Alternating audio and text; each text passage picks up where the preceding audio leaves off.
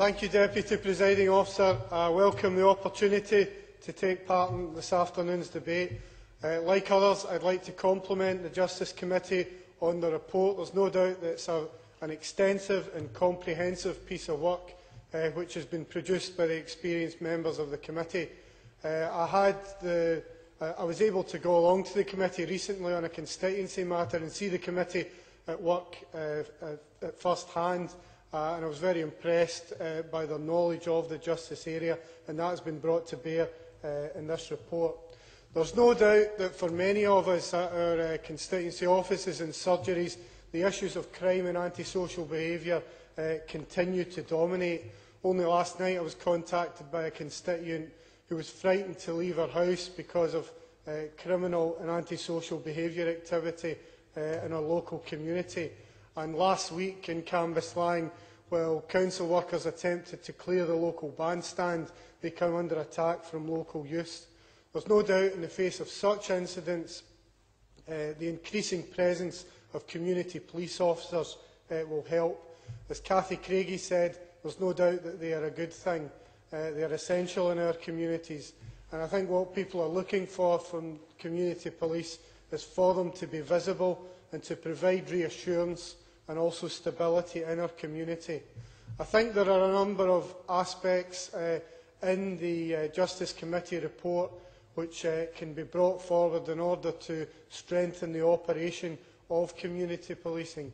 I think it is important that training is enhanced at the Police College to ensure that there are particular modules on community policing, because there is no doubt that it is a different kind of police work.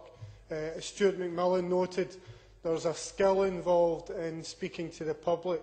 Community police officers have got to speak to different groups. They have got to speak to younger and older people, and to build up that support and that confidence within the community. And in order to be able to do that, I think the community police officers have to be trained up. And in addition to that, I think it is important, as the committee report states, that middle and senior ranking officers are also trained so that they understand this important area of work and how that can be used in the community in order to combat crime and to minimise its impact on communities.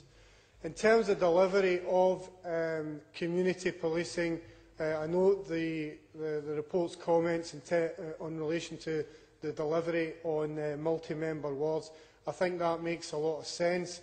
I think a lot of communities are now contained within multi-member wards, and in addition to that, other services are contained within multi-member wards, and that therefore means that separate community groups and other organisations within the multi-member wards are able to identify with their local community police officers. I support the comments in the report, and others, including Paul Martin, have made in the Chamber in relation to the tenure of community police officers. This is something that is raised quite regularly with me in Rutherglen and Cambuslang.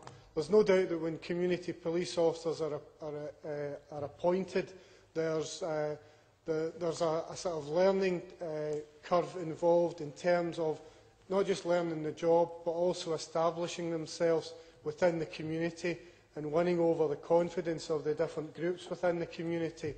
And sometimes what has occurred is that once that process has been completed and an officer has become or officers have become settled, they then move on to other posts, and that results in some instability in the community, and the whole process has got to begin again in terms of building up that confidence. So I would support the proposal of sort of minimum tenures of 2 years. I understand that these are operational matters, but I think that on balance the needs of the community are better served by community police officers that are serving there for at least 2 years. On the issue of police numbers, the committee notes the importance of resources, and I think the SNP's stated objective is to go from 16,000 236 to 17,236, and I think that's something that this Parliament will monitor closely. I think potentially they've got into difficulty in that policy by not thinking it through properly in terms of the number of retirals that are taking place. Numbers released show that that is averaging in excess of 600, so there needs to be proper resources to equate for that in terms of making up the 1,000 additional officers. In summing up, Deputy Presiding Officer, I commend the committee for the work that they've done in raising the profile of community policing. I think community policing used effectively can provide reassurance to Scotland's communities and help combat crime and antisocial behaviour. I support the committee's conclusions, therefore, and will end at that.